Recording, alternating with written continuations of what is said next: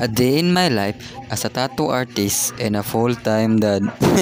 Karong adlaw di is naatay buhaton. Nya diha nagparag-parag pa na akong bugoy. Sige pa na siya gakos-gakos na ko di para pabutang taod-taod ana kay matulog naman na. Karon dai is mag-sit up ko sa butanganan sa among tilapia sa building kay sa aquarium manghuot na kay sila. Dali mo kay sila managko. So amo lang silang gibuhatan og butanganan sa building. Ang building dako magbakante. Dako magaghawan niya. Pwede ra kay oxygen kay open area man siya. Dili ra kaayo hasol.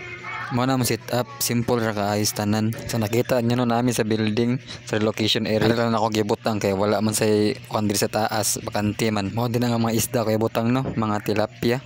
Nga maos rin ang uban ako mga aquarium no. Upat na sila kabuok aquarium. Sa una isa ra sila kabuok karon upat naman. Mga anak mo din ang aquarium oy. Sige sa panganak ang mga isda god. Sige mas panaghan.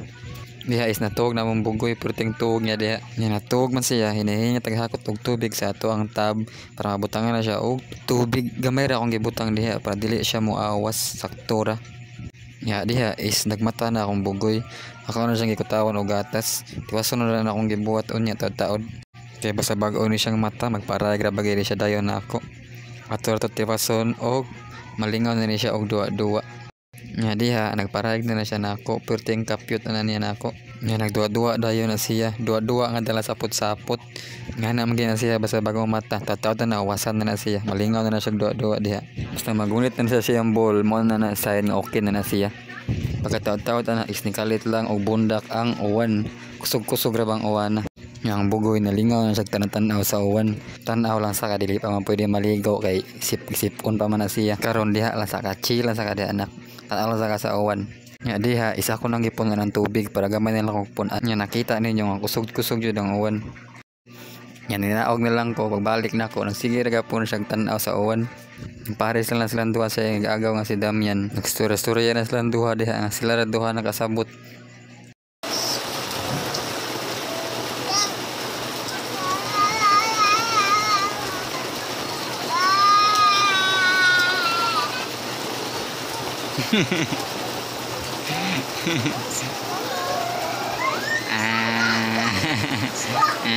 Nga diha is ako nang gikuha ang tanom sa akong sa aquarium kay ako ibutang sa taas. Nagsige nagsamok-samok ang akong bugoy. Sige na nagtuslo yan tiil sa tubig. Nga diha ako nang gipanguha ang mga bato nga akong ibutang sa tabi do sa building kay para datuganan sa tanom para dili mulutaw. Kay kung dili nimo datugan og bato, mulutaw man ang tanom. Mo din akong may pamutang ito sa building no. Nya diha is ako nang ipamutang sa akong mini fish pan ang tanom. Mo din yung sit up no. Simple ra kaayo. Nya diha is ako nang gi water change ang isa ka aquarium kay nahinay ka naman na natog limpyo ato lang ng tiwason. Nya kung bugoy diha nagkalit lang na siya kapyut kuyawan ako kay nisaka nagkalit. Wa mo ta kay kaliwat unggoy na. Diha is nagi na niya ang spotlight. Sige na siya balik-balik dak iyang kabuto na cellphone. Di mo siya kaabot kaya ako mananggi palayo ang cellphone. Diha is ako nang gibanan ang tubig sa aquarium no. Half ra akong gikuha na kay kung imong i-full water change ma water shock man ang isda mo ato lang i-half para dili sila makalitan. Nya akong bugoy nagparag siyang apuhan na makita gina siyang maglingkod ang iyang lola. Kabayo din na siya dito, kapyut na siya mura na siya tarsier.